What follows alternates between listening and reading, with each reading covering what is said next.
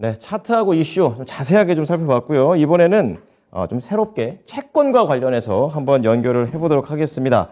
채권 플로우 김명실 애널리스트 하이투자증권 한번 만나보도록 하겠습니다. 안녕하십니까?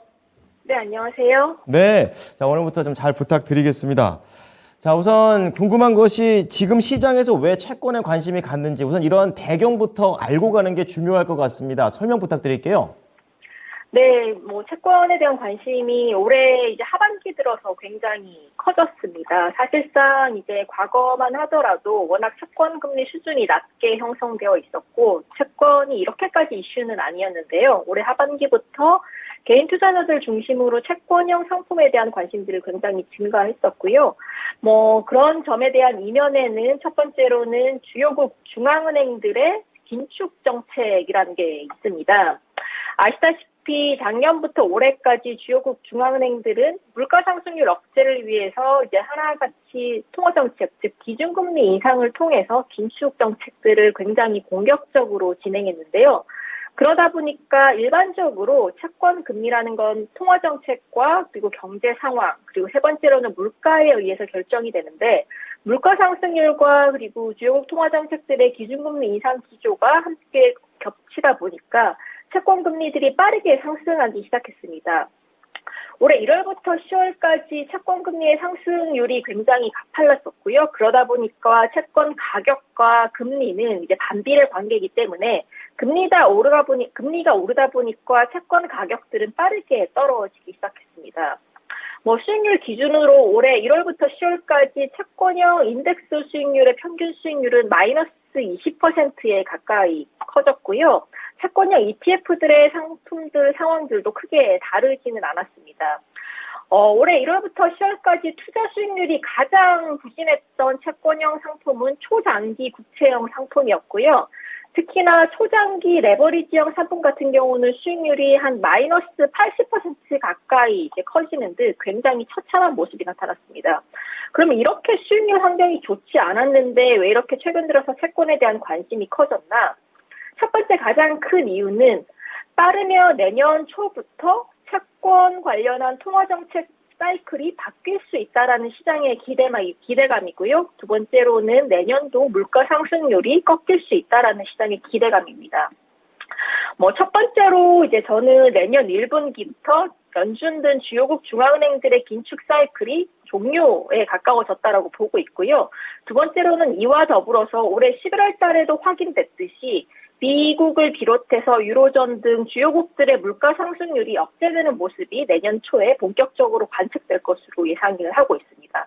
그러다 보니까 이전과는 다르게 채권형 상품들의 수익률 역시 개선될 수 있다라는 기대감들이 굉장히 커지고 있는 상황이고요. 이런 것들 때문에 최근에 채권형 ETF 상품들을 중심으로 개인들의 매수세, 그리고 채권형 상품을 중심으로 기관들의 매수세도 동반되어 확대되고 있다라고 보시면 되실 것 같습니다. 네. 자, 내년에 이 총화 정책에 대한 변화, 그리고 물가 상승률이 꺾일 수 있다라는 그런 기대감 자체를 지금 알만한 사람들은 채권에 다 관심을 갖는 이유로서 말씀을 해주셨습니다. 자, 그렇다면은, 배경은 알았고요. 그럼 우리가 지금 봐야 될 가장 유망한 채권이 있다면 또 어떤 게 있을까요? 채권도 주식과 비슷하게 굉장히 다양한 상품군들을 가지고 있고요. 다만 이제 채권형 상품을 선택하실 때에도 나름의 전략이 필요합니다. 가장 기본되는 전략은 앞으로 이제 글로벌 경제 그리고 국내 경제가 직면하게 될 경기 사이클에 대한 방향이고요. 단기적으로 봤을 때 시장이 직면하게 될 수 있는 경기 사이클은 크게 세 단계로 움직인다라고 보시면 되실 것 같습니다. 첫 번째로는 경기 하강, 그리고 두 번째는 초기 경기 둔화 움직임들이 나타날 수 있고요. 마지막으로는 경기 침체로 이어진다라고 보고 있습니다. 그리고 이러한 사이클의 궤적은 이제 단기적인 시각에서 3개월, 그리고 긴 시각에서는 12개월 내에서 순차적으로 사이클들이 변동될 수 있다라고 보고 있고요. 아까 제가 제일 처음에 말씀드렸다시피 현재 채권 시장이 가지고 있는 가장 큰 리스크는 내년도 연준의 막바지 금리 인상이라고 보고 있습니다. 이번 12월 달 FOMC에서도 확인이 됐듯이 내년에도 연준은 추가적으로 정책금리 인상을 할 수 있다라는 여지를 여전히 남기고 있고요. 현재 연준의 정책 금리가 4.5% 정도인데 저희 하우스에서는 내년도 연준의 정책 금리를 5% 정도로 보고 있습니다. 그러면 현 수준 내에서 추가적으로 최소 50bp 이상의 금리가 상승할 수 있는 명분으로 작용할 수 있을 것 같고요.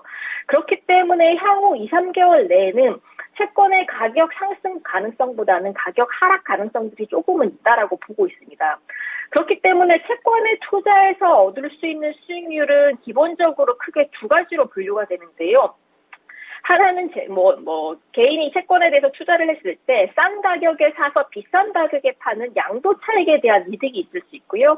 두 번째는 채권은 이자를 가지고 있는 상품이기 때문에 이자, 즉 캐리에 대한 수익률을 가져갈 수 있는 부분들이 있습니다.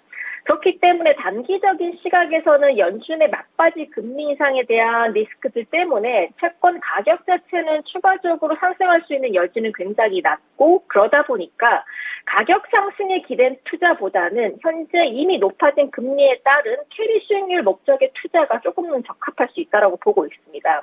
그래서 향후 2개월에서 3개월 정도의 시계를 가지고는 오히려 가격 차이에 대한 투자보다는 캐리 수익률이 높은 채권 위주로 투자하시는 게 조금은 바람직하다고 보고 있고요.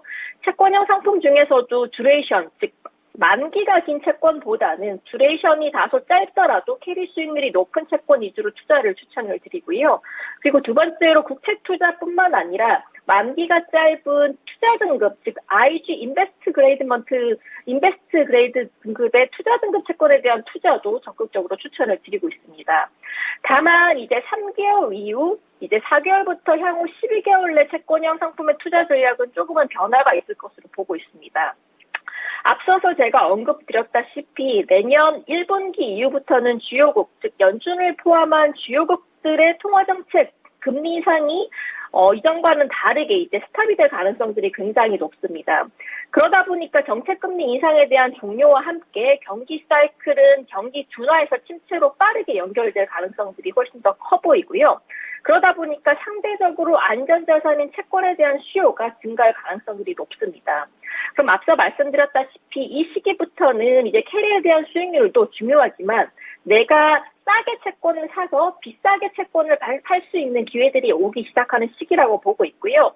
그러면 상대적으로 채권에 대해서 베팅에 대한 부분이 커질 수 있는 장기나 초장기 채권, 즉 만기가 긴 채권에 대한 투자가 자본 차익에 있어서 훨씬 더 큰 이득을 가지고 올 수 있는 시기라고 보고 있습니다.